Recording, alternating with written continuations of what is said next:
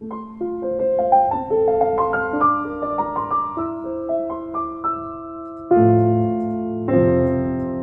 queria convidar você, por favor, a abrir sua Bíblia no primeiro livro de Samuel. Por favor, abra comigo no capítulo 3, versículo de 1 a 4. A minha versão é a revista e atualizada, talvez um pouco diferente da dos irmãos, mas na minha versão diz assim: o jovem Samuel servia ao Senhor perante Eli. Naqueles dias, a palavra do Senhor era muito rara, as visões não eram frequentes. Certo dia, estando deitado no lugar costumado, o sacerdote Eli, cujos olhos já começavam a escurecer-se, a ponto de não poder ver, e tendo-se deitado também Samuel, no templo do Senhor, em que estava a arca, antes que a lâmpada de Deus se apagasse, o Senhor chamou o menino: Samuel, Samuel. Vamos ler juntos essa última frase? Este respondeu: eis-me aqui. Vamos orar mais uma vez, irmãos. Pai querido, muito obrigado por esse dia tão agradável que o Senhor nos deu. Muito obrigado por esse momento com os irmãos. Muito obrigado por esse momento de reflexão diante do Senhor e da tua bendita palavra. Muito obrigado pelas bênçãos que o Senhor já nos deu hoje. Somos gratos.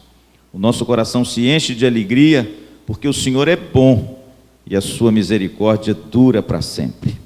E agora, meu Deus, fala comigo, fala com os meus irmãos.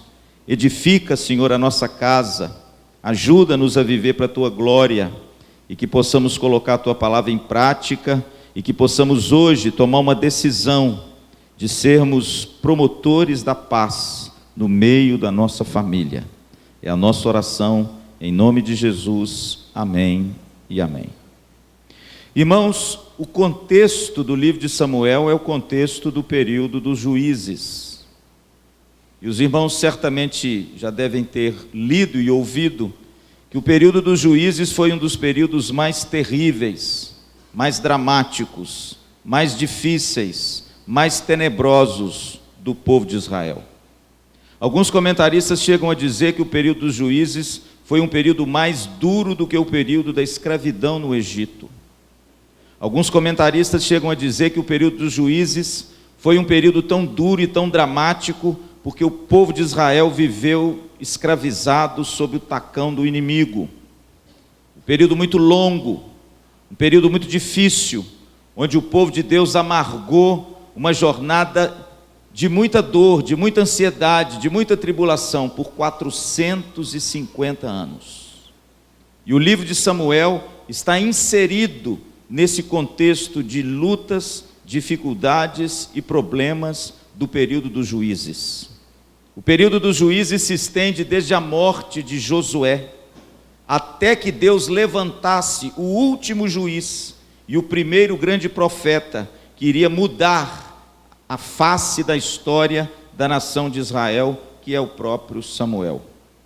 E o interessante é que aqui no capítulo 3, quando acontece o chamado de Samuel, a pessoa que escreveu esse chamado, que talvez seja o próprio Samuel, ele teve uma perspicácia muito grande com respeito ao período que a nação de Israel estava passando através de uma só frase. Olha o que diz o versículo 3. O que o escritor disse? Tendo-se deitado também Samuel no templo do Senhor, em que estava a arca. Irmãos, preste atenção nessa frase. Antes que a lâmpada de Deus se apagasse. Irmãos, o escritor foi muito feliz, porque numa pequena frase, ele conseguiu perceber todo um contexto de lutas e dificuldades e de declínio espiritual de um povo. Pastor, por que o senhor está dizendo isso? Porque se você retornar no livro de Êxodo, no capítulo 27, no versículo 20, existia ali uma ordenança com respeito à lâmpada de Deus. A lâmpada de Deus era um candelabro de 7 lâmpadas de ouro, e que na ponta desse candelabro existia algo semelhante a uma amêndoa, obra de artesão, em que ali se depositava o azeite, e esse azeite era aceso, e essa lâmpada, à época do Velho Testamento, ela era colocada em cima da mesa da propiciação. E o interessante é que Êxodo capítulo 27, no versículo 20, e no capítulo 37 também de Êxodo, e Levítico 17, a Bíblia diz que essa lâmpada tinha que estar continuamente, o quê? Acesa. Inclusive em Êxodo 27 diz o seguinte: ordenarás tu aos sacerdotes que mantenha a lâmpada acesa continuamente. Pastor Luciano, por que a lâmpada precisaria ficar acesa? Por que essa lâmpada não poderia se apagar? Porque a lâmpada representava o quê? A presença de Deus. E a presença de Deus, irmãos, no meio do povo, ela era simbolizada por essa lâmpada, por esse castiçal, pelo famoso menorá, que até hoje recebe esse nome. Mas veja que o escritor do livro de Samuel, no período de Juízes, ele percebeu, irmãos, uma coisa tremenda. Ele diz o seguinte: olha, o jovem Samuel deitou, ele estava no templo, antes que a lâmpada de Deus se apagasse. Em outras palavras, ele percebeu, irmãos, que havia um declínio espiritual. Ele percebeu que a presença de Deus, ele percebeu que aquela lâmpada que não poderia nunca se apagar, porque ela simbolizava a presença do próprio Deus, ela estava se apagando. Em outras palavras, estamos vivendo um período de declínio espiritual tão grande que a presença de Deus está se apagando. E aí, irmãos, quando a gente lê o livro dos Juízes, a gente vê a razão disso. E é o que eu quero trazer aos amados irmãos nessa noite. A pergunta que eu faço é o seguinte: por que a lâmpada de Deus estava se apagando? Qual foi a razão para o declínio espiritual daquela nação? Por que o escritor percebeu, com muito discernimento, o mover de uma era inteira e traduziu esse mover numa frase tão pequena: antes que a lâmpada de Deus se apagasse, antes que a presença de Deus nos deixasse, antes que o declínio espiritual chegasse num patamar irreversível, Deus chamou o menino. Quais foram as razões desse declínio espiritual? Irmãos, quando a gente lê o livro de Juízes, eu posso concluir sem medo de errar, que o declínio espiritual da nação e a lâmpada de Deus estava se apagando, porque havia uma crise na família. A lâmpada de Deus, irmãos, estava se apagando, porque havia uma crise na família. E quando eu olho para o livro de Juízes, eu detecto que tipo de crise são essas. E eu quero rapidamente dizer para vocês quais são. Primeiro, vamos pegar, por exemplo, a vida de Sansão. Vamos pegar, por exemplo, Juízes, do capítulo 13 ao capítulo 16. Vamos pegar, por exemplo, a vida daquele homem que nasceu para ser um nazireu. A Bíblia diz que o seu pai se chamava Manoá. A Bíblia diz que a sua mãe era estéril. A Bíblia diz que o anjo do Senhor apareceu a ela e disse: olha, daqui a 1 ano você dará à luz um filho, mas ele será nazireu desde o ventre materno, e você não beberá mais bebida forte. Veja, querido, que a mãe começou a se santificar, porque o próprio menino que ia nascer no seu ventre seria um moço consagrado a Deus, porque ele seria aquele que livraria Israel dos seus inimigos. A Bíblia diz, irmãos, que no prazo de 1 ano aquela moça concebeu, e ela deu à luz a um menino. E qual o nome desse menino? Sansão. E a Bíblia diz, irmãos, que Sansão começou a livrar Israel dos seus inimigos. Só que, irmãos, a vida de Sansão é uma grande ironia. Primeiro, a palavra Sansão significa pequeno sol. Mas quando você olha para a vida de Sansão, você vê que aquele que nasceu para ser um sol, para iluminar as pessoas, terminou seus dias na escuridão. A Bíblia diz que os filisteus manietaram Sansão, amarraram Sansão e vazaram os seus 2 olhos. Veja que ironia, aquele que nasceu para ser um pequeno sol, termina os seus dias na escuridão. Aquele que nasceu como um dos homens mais fortes fisicamente, foi um dos homens mais fracos moralmente. Aquele homem, meu irmão, se envolveu com prostitutas. Aquele homem se deitou com mulheres inimigas. Aquele homem se deixou enlevar pela sedução de Dalila e terminou, irmãos, os seus dias sendo fantoche numa arena muito grande ao deus Dagon, o deus dos filisteus. Aquele homem que nasceu, irmãos, para ser um baluarte do compromisso com Deus, da obediência a Deus, quebrou os seus 3 votos de nazireado. Pastor, o nazireu deveria se ausentar de quê? Primeiro, ele não poderia beber bebida forte. Segundo, ele não poderia cortar o seu cabelo. Terceiro, ele não poderia tocar em nada imundo, impuro ou morto, que ele quebraria os seus votos e ele não mais era um homem consagrado a Deus. Isso nos tempos do Velho Testamento. Irmãos, aquele que nasceu para ser um referencial de compromisso e obediência, ele quebrou os seus 3 votos de compromisso e desobedeceu a Deus nos 3 votos que Deus requereu para que ele fosse um homem segundo o coração de Deus. Com a família de Manoá, irmãos, a gente vê a crise da obediência. Aquele que nasceu para obedecer a Deus, quebrou seus votos. Aquele que nasceu para cumprir a vontade de Deus, quebrou sistematicamente os seus votos, não obstante a graça de Deus alcançando esse homem todas as vezes. Talvez, aplicando para os nossos dias, quem sabe hoje nós também não vivemos uma crise de obediência.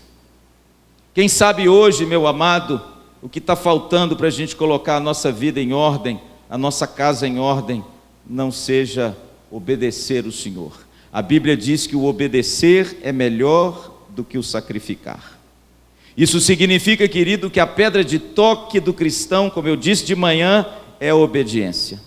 Significa que quando você obedece a Deus, você atrai para você as bênçãos de Deus. Todas as vezes que eu me lembro desse texto, eu me reporto da mulher pega em adultério. Aquilo é bonito, irmãos. A Bíblia diz que uma mulher foi pega em adultério e levada à presença de Jesus no pátio das mulheres no templo.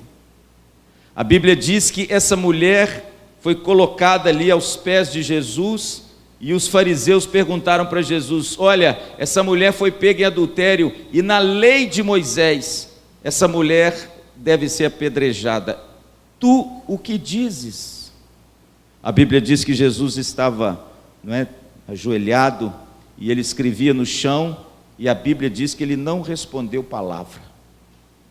E de repente, querido, Jesus então se levanta após a insistência desses homens e ele então se levanta e diz o seguinte: aquele que não tem pecado, atire a primeira pedra. E a Bíblia diz que, acusados pela sua própria consciência, começando pelos mais velhos, todos eles começaram a se afastar. E aí de repente, Jesus ficou só com a mulher. Jesus então se levanta, olha ao redor e disse: mulher, onde estão os teus acusadores? Ninguém te condena? Nem eu tampouco te condeno. Mas, irmãos, preste atenção numa coisa: a graça de Deus acolhe e perdoa. A graça de Deus abre as portas para nós entrarmos. A graça de Deus alcança o pecador, limpa o pecador e transforma o pecador. Mas o texto não termina aí. Jesus virou para a mulher e disse: filha, vá, mas não peques mais. Pastor, o que isso significa? Deus, querido, alcançou você pela graça. Deus, quando revelou Jesus em você, Ele não viu nada em você merecedor disso. Quando Deus revelou o Filho dele no seu coração, não é porque você era mais bonito, mais inteligente, não era porque você nasceu numa família estruturada. A Bíblia diz que nós estávamos mortos nos nossos delitos e pecados, nós não tínhamos nada para oferecer para Deus. Efésios capítulo 2 diz: pela graça sois salvos, e isso não vem de vós, é dom de Deus.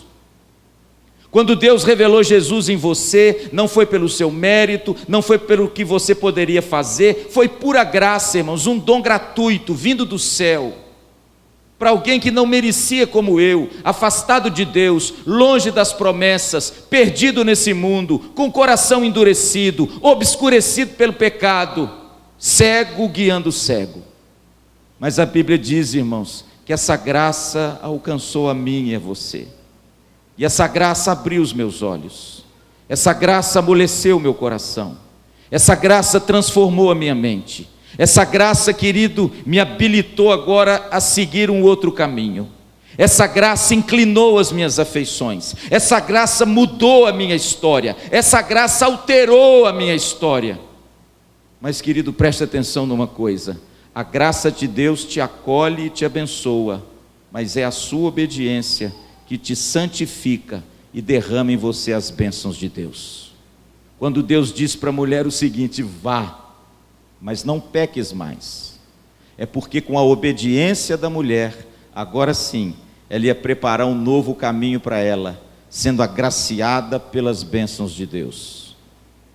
Quem sabe, meu amado, Deus tem muito mais para nós, e talvez o nosso problema seja a obediência. Quem sabe, querido, Deus é um pai que deseja derramar suas mais ricas bênçãos sobre os seus filhos, mas de repente a nossa postura tem encolhido a mão de Deus, e Deus tem preservado aquilo que Ele tem para você, porque falta na minha vida, falta na sua vida a obediência. Essa é a primeira crise, querido, que eu vejo no período dos juízes, a crise de obediência. Por isso a lâmpada de Deus estava se apagando. Mas havia uma segunda família, querido, que também se instaurou uma crise, a família de Elimeleque. Quem não leu aqui o livro de Ruth? Que livro, irmãos, adorável, que história maravilhosa da providência de Deus guiando os fatos da vida por detrás dos acontecimentos. A Bíblia diz que o livro de Juízes e a família de Elimeleque está inserido no período dos juízes, mas está lá no livro de Ruth. Inclusive, se você depois abrir sua Bíblia, você vai ver que o livro de Ruth começa assim: no tempo que os juízes julgavam a terra. E aí ele começa a narrar a história de Elimeleque. A Bíblia diz que eles eram uma família abençoada, que morava em Belém. Só que Belém foi assolada de uma grave e uma grande crise. A Bíblia diz que não havia pão em Belém. E o trocadilho é bonito porque Belém significa casa do pão. E não havia mais pão na casa do pão. E a Bíblia diz que por causa da crise da fome, Elimeleque toma uma decisão. Ele pega a sua esposa, ele pega os seus 2 filhos, que o texto diz que era Noemi, Malom e Quilion. E a Bíblia diz que ele vai para a terra de Moabe, porque não havia pão na sua terra. E ele, fugindo da crise, ele toma uma decisão e vai para a terra de Moabe. Quando chega na terra de Moabe, irmãos, ao invés da fome, ele encontra o quê? A Bíblia diz que quando eles chegam na terra de Moabe, a Bíblia diz que o seu marido Elimeleque morre, deixando Noemi com seus 2 filhos. A Bíblia diz que esses moços se casam naquela terra, mas a tragédia, irmãos, se instaura no seio daquela família. E não apenas ceifa a vida do marido, como ceifa a vida dos seus 2 filhos. Irmãos, notem bem uma coisa: aquele homem estava em Belém e ele tinha dificuldade de alimento, e ele então leva a sua família para uma jornada difícil. Só que lá, irmãos, ao invés de eles passarem fome, eles enfrentam a morte. Aí eu pergunto, o que é pior? A fome ou a morte? E a Bíblia diz que por 10 anos, aquela mulher viveu naquela terra com seus 2 filhos, até verem ceifado a vida dos seus 2 meninos, ficando aquela mulher sem marido, sem filho e com 2 noras. E você conhece a história? Ela diz, olha, eu preciso voltar, porque eu ouvi falar que há pão na terra do pão. E essa mulher então resolve retornar, irmãos, a Belém, sem o marido e sem os filhos. E ela então, ao retornar, você conhece a história, a Bíblia diz que Ruth se afeiçoou tanto àquela mulher, que ela disse, olha, onde o seu pé plantar, eu plantarei o meu, onde você se deitar, deitarei eu, o seu Deus será o meu Deus. E aí de repente, irmãos, ela leva com ela Ruth, só que quando ela chega em Moabe, irmãos, o povo faz uma festa. Quando ela chega em Moabe, a cidade se alegra.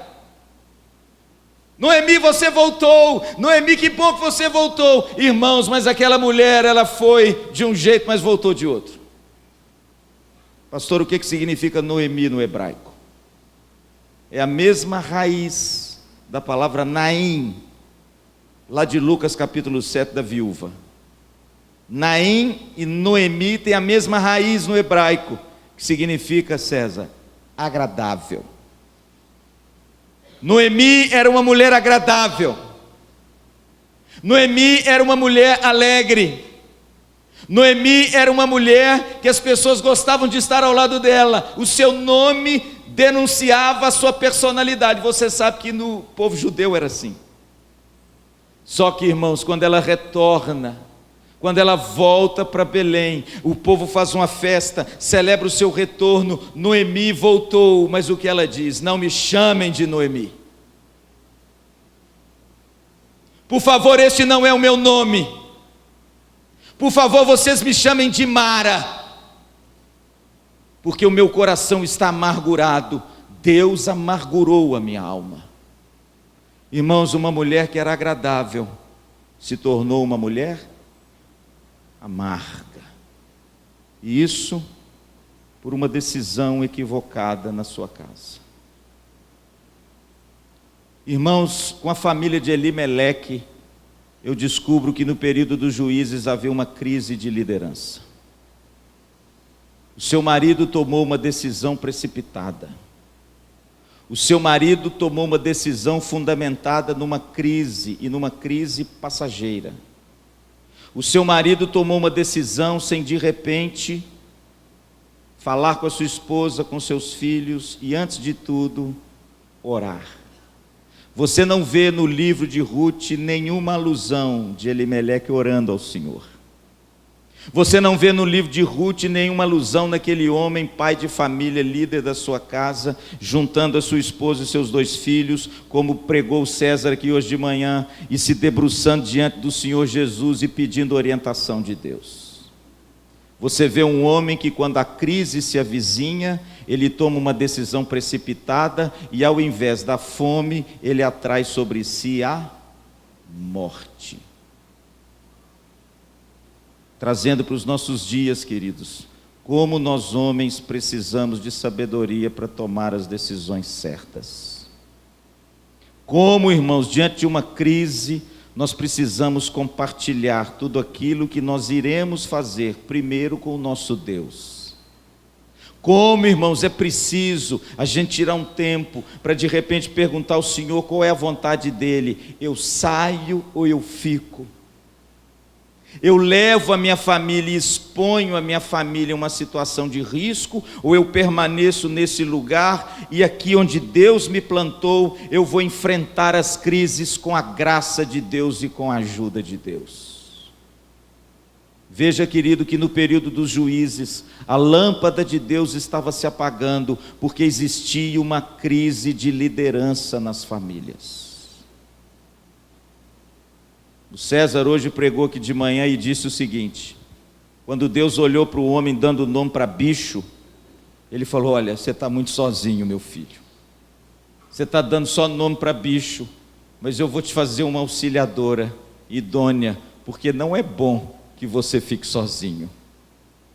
E a Bíblia diz, irmãos, que a palavra auxiliador, idônea, é um negócio muito bonito no original, porque ela traduz a ideia de complementaridade.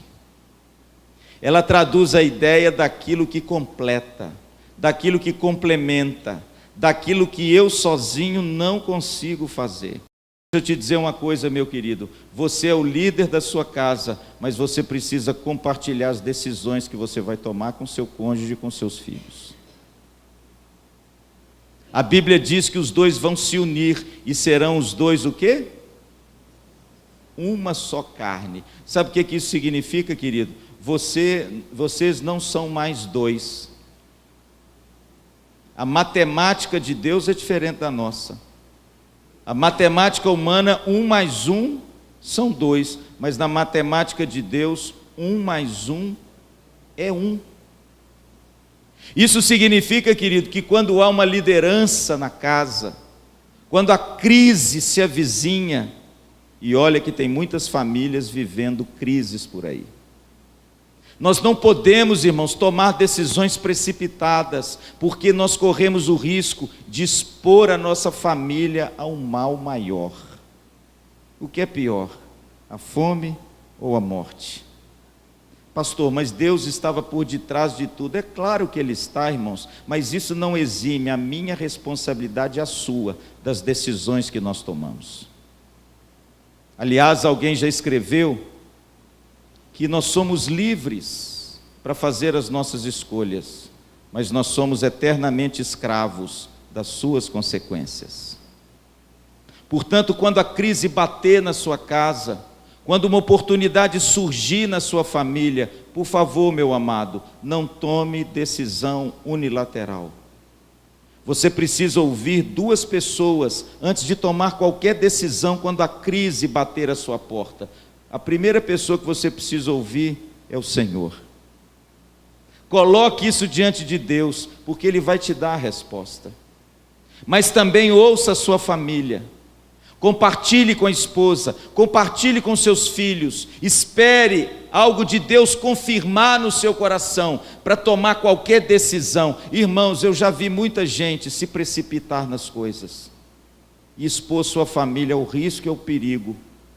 E uma família outrora que era tão bonita, uma família outrora que era tão feliz, se torna uma família amarga pelas escolhas e pelas decisões difíceis que muitas vezes a gente toma sem consultar os nossos cônjuges. Eu já contei lá na igreja do IPVO, quando Deus me chamou para vir para Maringá. Eu já contei um pouco para vocês como é que foi o processo. Eu contei semana passada no presbitério, lá em Marialva, junto com os pastores. Eu dei o meu testemunho e contei como Deus falou comigo para que eu saísse da minha terra, da minha parentela, e de repente, depois de 20 anos, pastoreando uma única igreja, eu pudesse vir para um outro estado, para uma outra cidade, para uma outra igreja e para um outro rebanho.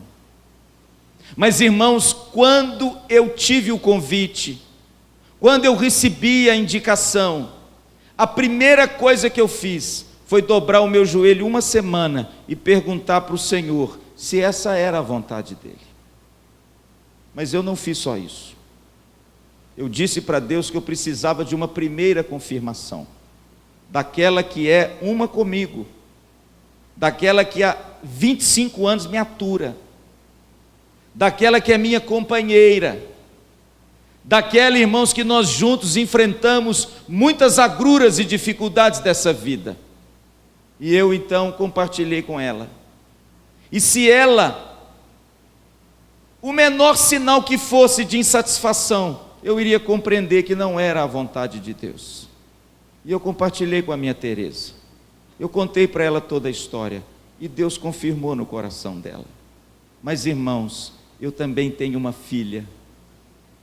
Ela faz parte da minha vida. Ela também é a minha família. Eu não posso tomar uma decisão só por mim e pela Teresa. Não somos só nós dois. Eu preciso compartilhar com a minha Alissa. Aí eu orei dobrado. Porque você sabe, filho de 21 anos, com amigos, com faculdade, nascendo no mesmo lugar, sendo da mesma igreja, é muito difícil. Quando eu sentei com ela no meu sofá, e eu comecei a comer pelas beiradas, porque mineiro é assim. Mineiro nunca come o centro do pudim, ele vai comer nas beiradinhas do pudim. E aí de repente, quando eu falei para ela, eu falei: filha, aconteceu isso, talvez o papai faça isso, porque aconteceu isso na minha vida. Irmãos, para minha surpresa, ela olhou para mim e disse assim: pai, eu não tenho que resolver nada, quem resolve isso é o Senhor, é Deus, você e a mamãe, eu estou pronta para ir aonde vocês resolverem. Irmãos, depois disso eu ainda orei, e pedi que Deus colocasse paz no meu coração. Foi aí que eu tomei a decisão de ligar para os irmãos e dizerem a eles que eu poderia vir aqui para conhecer a igreja. Sabe por quê, meus irmãos? Eu não quero expor minha família ao perigo. Eu não quero contrariar a Deus. Eu não quero expor a minha família a um lugar aparentemente melhor, mas lá eu encontrarei a morte. Cuidado, viu, querido? Quando a crise bater na sua porta e você quiser fugir da crise, cuidado, permaneça no lugar onde Deus te plantou. Permaneça no lugar onde Deus te chamou. Não fuja da crise, não tome decisões precipitadas, que você pode colocar em risco toda a sua família.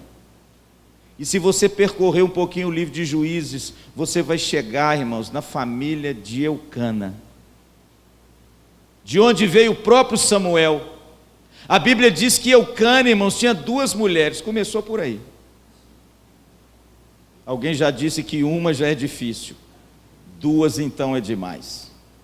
Mas naquele tempo, irmãos, Deus permitia ainda essas coisas, mas o projeto de Deus sempre foi: o homem se una à sua mulher. A Bíblia diz que esse homem tinha 2 esposas, uma se chamava Ana, a outra Penina. A Bíblia diz que Penina tinha filhos, Ana não tinha, mas esse homem era um homem piedoso. Todo santo ano esse homem subia a Ramá, e ele ia dedicar ao Senhor as suas ofertas. Só que a Bíblia diz que ele amava tanto Ana, que ele dava porção dobrada a Ana. E quando chegava lá, irmãos, em Ramá, aonde eles sacrificavam, Penina irritava Ana, debochava de Ana, zombava de Ana, humilhava Ana. Olha bem, você está aí debruçado aos pés do Senhor, e eu estou aqui numa boa cheia de filhos. A Bíblia diz, irmãos, que Ana ficava irritadíssima com Penina. A Bíblia diz que aquela mulher chorava o dia inteiro e não comia, estava depressiva. Mulher que não come e chora o dia inteiro é depressão.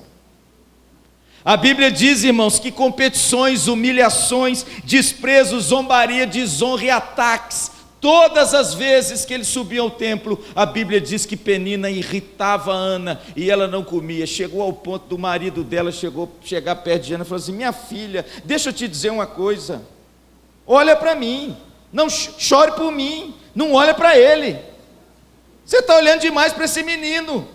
Olha para mim, eu sou melhor do que esse menino, eu não aguento mais ver você assim. Irmãos, deixa eu dizer uma coisa para você, eu imagino a casa desse homem, eu imagino, irmãos, o litígio dessa casa, a contenda dessa casa, os problemas dessa casa de relacionamento. E está aí, irmãos, a terceira crise. A lâmpada de Deus estava se apagando, irmãos, porque havia, além de uma crise de obediência, além de uma crise de liderança, havia uma crise de relacionamento. Contendas, competições, desprezos, zombarias, humilhações, dentro de casa, irmãos, gerando um conflito, um problema, um litígio, uma angústia, uma insatisfação e uma depressão naquela mulher. Olhando para os nossos dias, irmãos, quantos lares talvez você conhece, de pessoas às vezes tão próximas a nós, que vivem profundos problemas de relacionamento.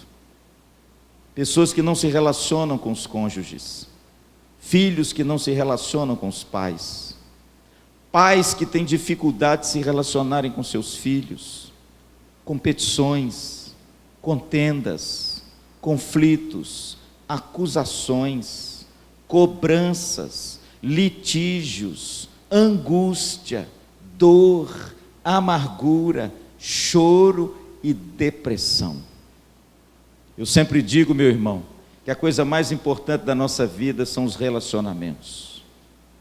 A coisa mais importante é aquilo que você cultiva através da sua vida, beneficiando o outro e fazendo relacionamentos saudáveis para a nossa vida. É isso, irmãos, que a gente vai levar desse mundo.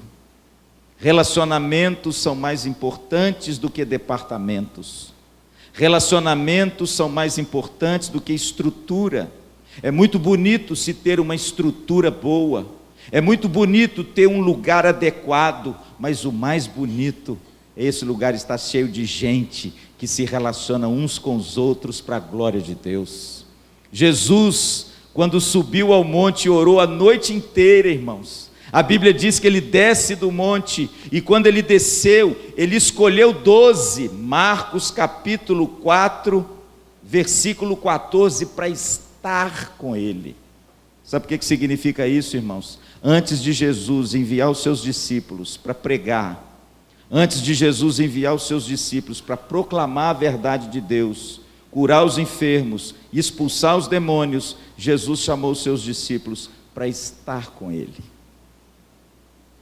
A coisa mais bonita, irmãos, que uma igreja pode ter, não é um departamento bom, são pessoas novas. A coisa mais bonita para a gente ter numa família, irmãos, chama-se relacionamento. Sem relacionamento, você tem uma bela casa. Mas com relacionamento, você tem um maravilhoso lar. É diferente. Uma casa você constrói com as suas mãos e com dinheiro. Mas um lar você constrói cultivando relacionamentos, em amor, em perdão, em humildade. E é isso, irmãos, que as nossas famílias precisam para serem famílias saudáveis, para a glória de Deus. E em último lugar, irmãos, a gente olha para a vida do sacerdote Eli, para a família do sacerdote. A Bíblia diz que Eli, irmãos, era um homem omisso. A Bíblia diz que Eli, quando Ana estava orando no templo, ele confundiu a oração de Ana, achando que ela estava embriagada. Ele era um homem, irmão, sem discernimento com respeito às coisas de Deus, e sem discernimento com respeito às suas ovelhas. O que não dizer dos seus filhos? A Bíblia diz que Eli tinha 2 filhos, Rofni e Finéias. A Bíblia diz que eles eram sacerdotes junto com seu pai. Mas, irmãos, esses homens eram corruptos e imorais. As ofertas que o povo trazia, que dedicava ao Senhor, a Bíblia diz que eles metiam a mão na panela e tiravam a porção do Senhor para eles. E lá em 2 Samuel, o texto diz que eles faziam o que era mal diante do Senhor. E isso aborrecia profundamente a Deus. E como se não bastasse, o texto diz que esses 2 jovens se deitavam com as mulheres que serviam na tenda da congregação, na porta diante de todos. Eram sacerdotes corruptos, eram sacerdotes imorais, eram sacerdotes que corrompiam o ministério. Era uma família, irmãos, de pessoas que o próprio Deus disse que riscaria os seus nomes da face da terra. O interessante, irmãos, que havia uma crise na família de Eli, e essa crise era uma crise de fé. A Bíblia diz que a palavra de Deus estava sendo esquecida.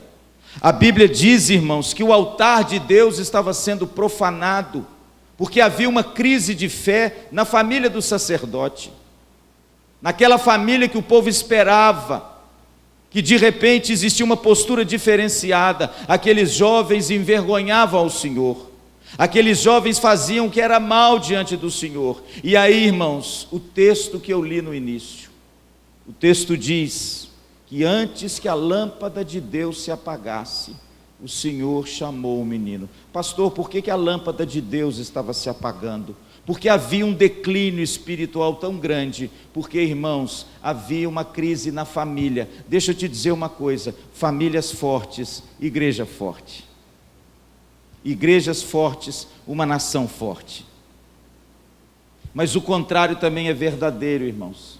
Quando há uma crise instaurada nas famílias, a lâmpada de Deus tende a se apagar. No tempo dos juízes havia uma crise na família. Pastor Luciano, que crise? Primeiro, havia, irmãos, uma crise de obediência. Obedecer é melhor do que sacrificar. Deus chamou a mim e a você para que possamos obedecê-lo do fundo do nosso coração. Segundo, havia também uma crise de liderança. Os homens estavam tomando decisões baseados em si mesmos. Não estavam ouvindo mais as suas esposas, não estavam ouvindo mais os seus filhos, não tomavam as rédeas da liderança da sua casa e expunham a sua família aos perigos e às negligências de uma decisão mal tomada. A gente vê também, irmãos, que havia uma crise de relacionamento. Uma vez eu fui visitar uma pessoa da minha igreja, parei o carro na porta, fui bater a campainha, desculpe. Na hora que eu desci do carro e fui bater a campainha, irmãos, eu escutei uns gritos dentro da casa. Mas gritos assim, altos. E na hora que eu fui bater a campainha, eu escutei aquela discussão, aquela coisa, aquela contenda, aquele litígio, aquela briga. E eu então falei, não vou não. Voltei, entrei no meu carro e voltei da igreja. Outro dia eu encontrei com ele na igreja, ele falou, pastor, eu estava esperando o senhor. O senhor marcou de nos visitar. Eu falei, não, meu irmão, eu fui mesmo. Eu fui na hora que eu marquei. Só que quando eu cheguei lá fora, eu escutei coisas que eu não estou acostumado a escutar. Eu escutei um tipo de comportamento que eu não estou acostumado a viver. E eu achei que não era prudente eu chegar naquela hora, porque vocês precisariam se acertar primeiro. Depois que vocês se acertassem, eu iria lá visitar vocês de novo, porque eu não estou acostumado com isso. Irmãos, quantas famílias vivem hoje se guerreando e se degladiando dentro de casa? Quantas famílias hoje, irmãos, muitas vezes sentam pertinho na igreja, mas dentro de casa estão tão longe. Quantas famílias, irmãos, vivem hoje uma crise de relacionamento? Mulheres deprimidas, homens insatisfeitos, filhos depressivos. Eu não sei se vocês sabem, mas o César deve ter essa pesquisa muito maior do que eu, como tem crescido o número de jovens, crianças e adolescentes com depressão. Como tem aumentado, irmãos, o número de crianças depressivas. Aí eu me pergunto, de onde vem isso? Qual é o ambiente desse menino? Será que um lar estruturado e feliz é capaz de gerar um distúrbio desse numa criança? Será que gestos de amor, de ternura, será que gestos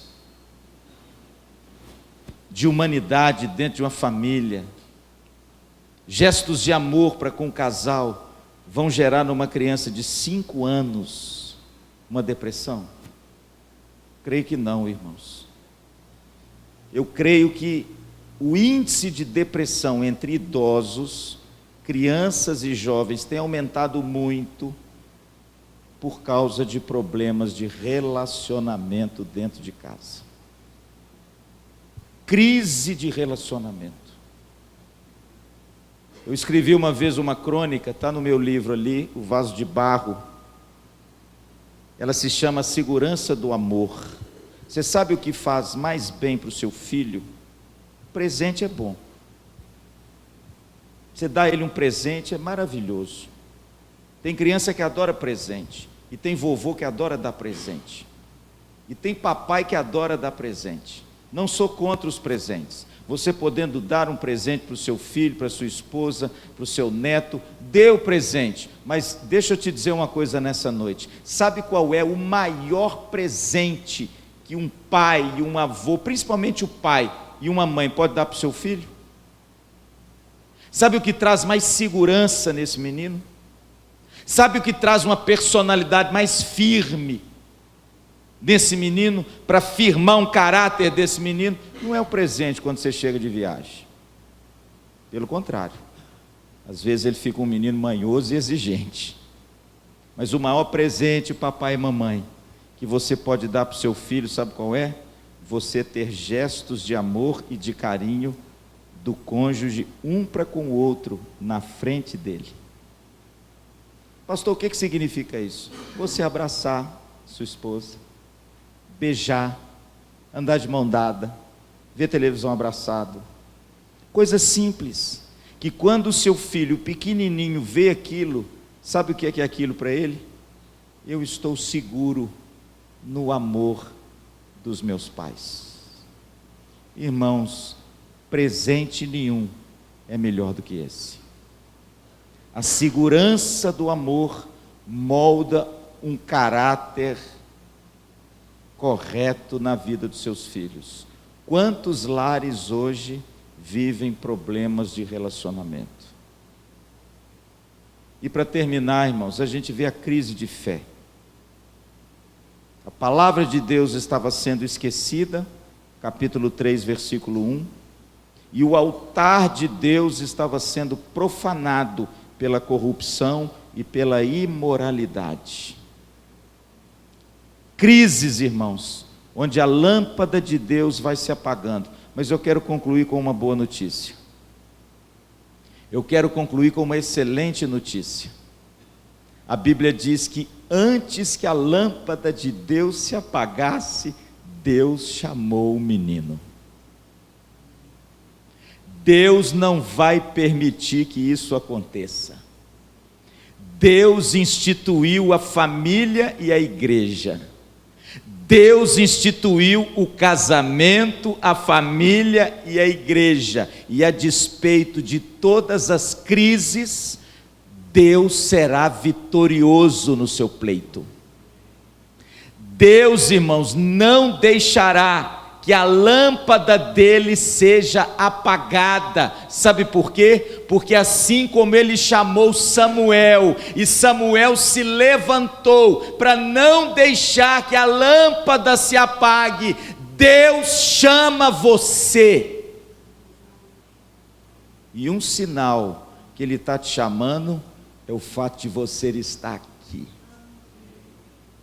Pastor, quem é o menino que vai manter a lâmpada de Deus acesa? Sou eu, é você. Hoje Deus te chama, meu querido, a despeito das crises, a despeito dos problemas. Deus não vai permitir que a lâmpada dele se apague, porque ele tem sempre alguém que vai manter essa lâmpada acesa. E esse alguém, meu amado, sou eu e é você. Por isso, meu querido, Deus te chama hoje para ser um instrumento de paz na sua família, para ser um instrumento de edificação na sua família. Samuel, Samuel. E de repente Samuel diz: Senhor, eis-me aqui. Quero fazer um desafio a você nessa noite. A despeito, querido, daquilo que de repente está ocorrendo na sua família, eu quero dizer a você que Deus te chama hoje para ser um promotor da paz na sua casa, para ser alguém que vai ser usado por Deus para dissipar as crises, para ser alguém que vai manter a lâmpada de Deus acesa, para ser alguém que a presença de Deus vai permanecer acesa na sua família, no que depender de você. O desafio que eu tenho para você nessa noite é o seguinte: Senhor, no que depender de mim, a tua lâmpada não vai se apagar. Senhor, o que depender de mim, eu não vou ser um promotor de crise. Senhor, no que depender de mim, eu vou ser um agente para dissipar a crise na minha casa. Senhor, no que depender de mim, a tua lâmpada nunca vai se apagar, porque eu vou manter essa lâmpada acesa para a glória de Deus e para benefício da minha família. Quem quer fazer essa oração hoje comigo? Fique em pé no seu lugar. Senhor, eu quero ser esse homem e essa mulher, para manter a lâmpada de Deus acesa na minha casa. Deus te chama, meu amado, para você porventura dissipar quaisquer das crises que porventura existirem hoje na sua vida. A Bíblia diz que antes que a lâmpada de Deus se apagasse, Deus chamou o menino. E Deus chama hoje você. Amém? Curve a sua cabeça. Senhor nosso Deus, a tua palavra diz que bem-aventurados são os pacificadores, porque eles serão chamados filhos de Deus. Deus, o Senhor não nos chamou para sermos promotores de contendas. O Senhor não nos chamou, Senhor, para sermos promotores de crises. Deus, o Senhor não nos chamou para expor a nossa família ao perigo. O Senhor não nos chamou para sermos filhos desobedientes. O Senhor não nos chamou, Senhor, para abandonar a tua palavra, nem para profanar o teu culto. Ó Deus, o Senhor não nos chamou para entregar a nossa família nas mãos desse mundo. Ó Deus, o Senhor nos chamou para sermos filhos obedientes. O Senhor nos chamou, ó Deus, para sermos homens e mulheres e filhos que se relacionam em amor, em humildade e em perdão nos nossos lares. Deus, o Senhor nos chamou para manter a lâmpada do Senhor acesa, a presença do Senhor viva no seio da nossa família. Portanto, em nome de Jesus, ó Deus, usa o teu povo nessa noite. Usa esse meu irmão que ficou em pé, usa essa minha irmã que ficou em pé. Usa os teus servos que se levantaram na força do Senhor e no temor do Senhor. Muda, Senhor, a história, quem sabe de vidas, famílias e casamentos que existem hoje e vivem hoje problemas de crise. Pai, muito obrigado, porque o Senhor mesmo vai manter essa lâmpada acesa na nossa família. Que no nome de Jesus, o Senhor possa levantar aqui homens e mulheres que façam isso pelas suas famílias, façam isso pela tua igreja, façam isso pela nossa geração, para que o teu nome seja glorificado, para que a tua palavra seja cumprida, e para que nós, Senhor, sejamos instrumentos para a edificação do reino de Deus nessa terra. Nós te agradecemos por essa noite. Abençoa, Deus, o teu povo, continua sustentando as famílias aqui representados. É a nossa oração, em nome do Senhor Jesus. Amém e amém. Amém, meus irmãos. Deus abençoe, podeis assentar.